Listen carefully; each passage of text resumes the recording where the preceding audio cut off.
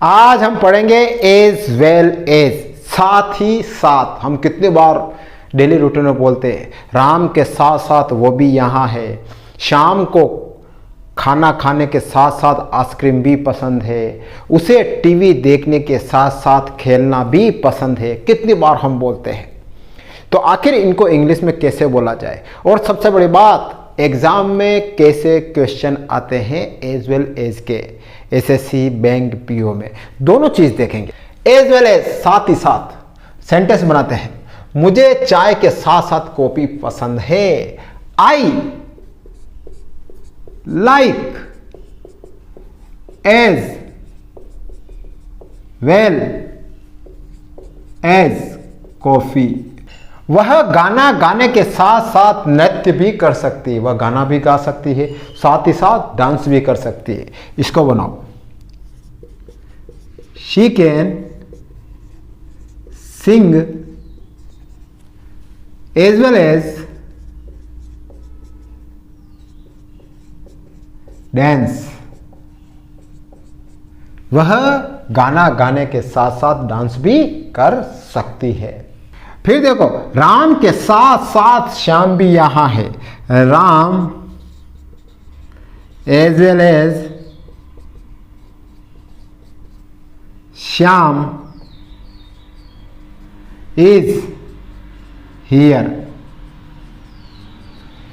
राम के साथ साथ श्याम भी यहां है, तो दोनों आ रहा है ना, साथ साथ। वह समझदार होने के साथ साथ दयालु भी है। इसको बनाओ, she is smart as well as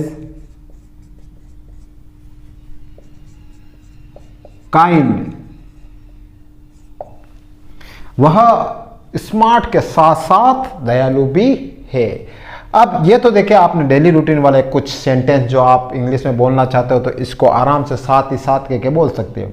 अब एग्जाम में इससे रिलेटेड कैसे क्वेश्चन आते हैं ये देखते हैं। देखो, अब एज वेल एज से जुड़े कुछ क्वेश्चन एसएससी या बैंक एग्जाम में कैसे आते हैं वो देखते हैं। देखो, उसके साथ साथ उसके दोस्त भी आमंत्रित हैं।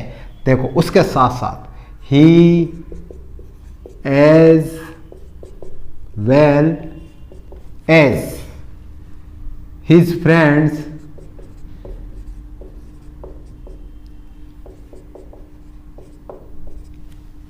is invited। उसके साथ साथ उसके दोस्त भी इनवाइटेड है। अब यहां पर इज आया है। क्या आया है? Is, singular. अब आप कहोगे सर यहां तो हिज फ्रेंड्स की बात आ रही है तो आर आना चाहिए, इज क्यों आ रहा है? तो हमेशा ध्यान रख लेना यहां पर आर नहीं आएगा। ये जो हेल्पिंग वर्ब है ना हमेशा फर्स्ट वाले के हिसाब से लगेगी। जब भी एज वेल एज आए और दो सब्जेक्ट के बीच में आए तो हमेशा हेल्पिंग वर्ब फर्स्ट वाले सब्जेक्ट के अनुसार लगाना। एग्जाम में यही क्वेश्चन आते हैं मोस्टली और बच्चे कंफ्यूज हो जाते हैं। आपको नहीं होना है, हमेशा हेल्पिंग वर्ब फर्स्ट वाले सब्जेक्ट के हिसाब से लगाना। दूसरा एग्जाम्पल देखो, मैनेजर के साथ वर्कर भी सहमत हैं। देखो, द मैनेजर